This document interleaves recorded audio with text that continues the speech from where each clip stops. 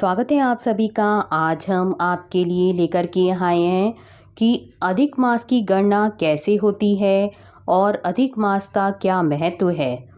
तो शुरू करते हैं। हिंदू कैलेंडर में हर 3 साल में एक बार एक अतिरिक्त माह का प्राकट्य होता है, जिसे अधिक मास, मल मास या पुरुषोत्तम मास के नाम से जाना जाता है।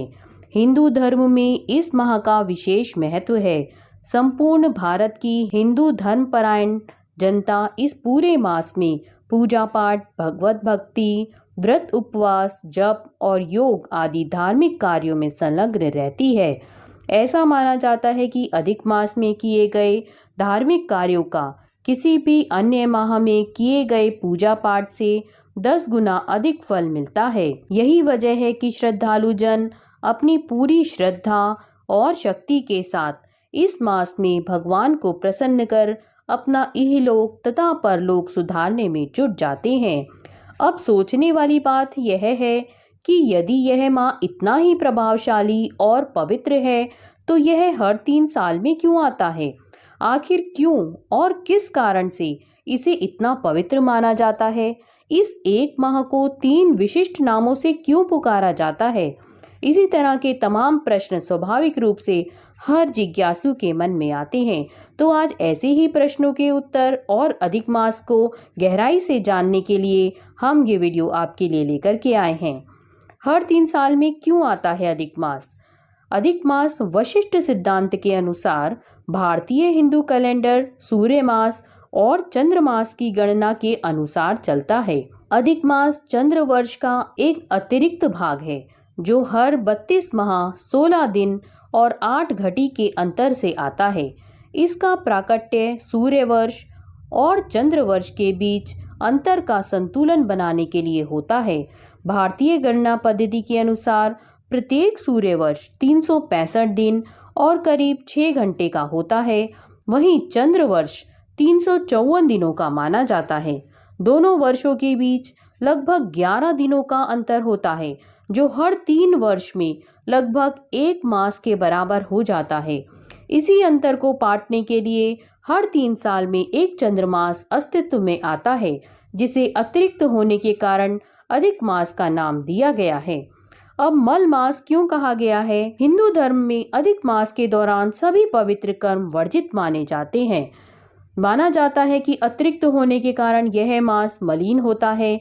इसलिए इस मास के दौरान हिंदू धर्म के विशिष्ट व्यक्तिगत संस्कार जैसे नामकरण, यज्ञोपवीत, विवाह और सामान्य धार्मिक संस्कार जैसे गृह प्रवेश, नई बहुमूल्य वस्तुओं की खरीदी आदि आमतौर पर नहीं किए जाते हैं। मलिन मानने के कारण ही इस मास का नाम मल मास पड़ गया है।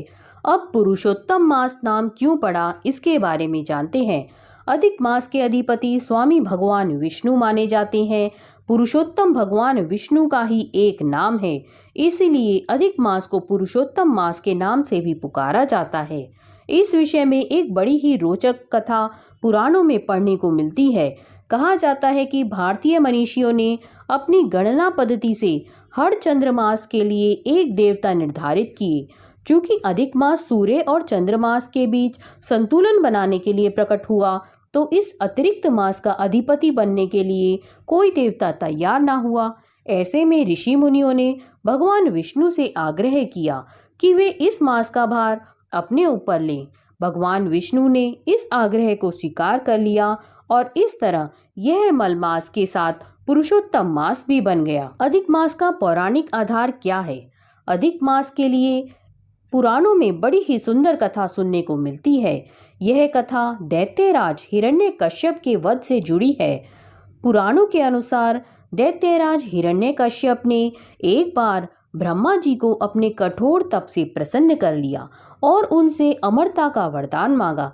चूंकि अमरता का वरदान देना निषिद्ध है, इसीलिए ब्रह्मा जी ने उसे कोई भी अन्य वर मांगने को कहा। तब हिरण्यकश्यप ने वर मांगा कि उसे संसार का कोई नर, नारी, पशु, देवता या असुर मार ना सके। वह वर्ष के 12 महीनों में मृत्यु को प्राप्त न हो। जब वह मरे तो ना दिन का समय हो न रात का।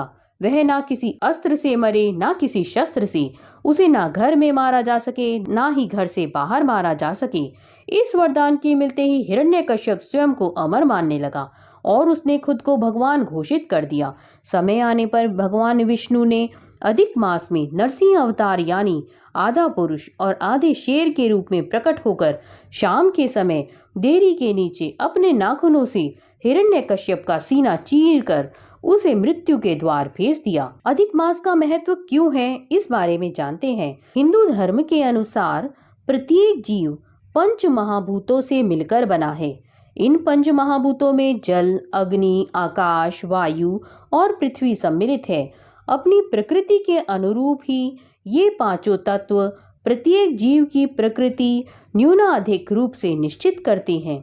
अधिक मास में समस्त धार्मिक कृत्यों, चिंतन मनन, ध्यान, योग आदि के माध्यम से साधक अपने शरीर में समाहित इन 5 तत्वों में संतुलन स्थापित करने का प्रयास करता है।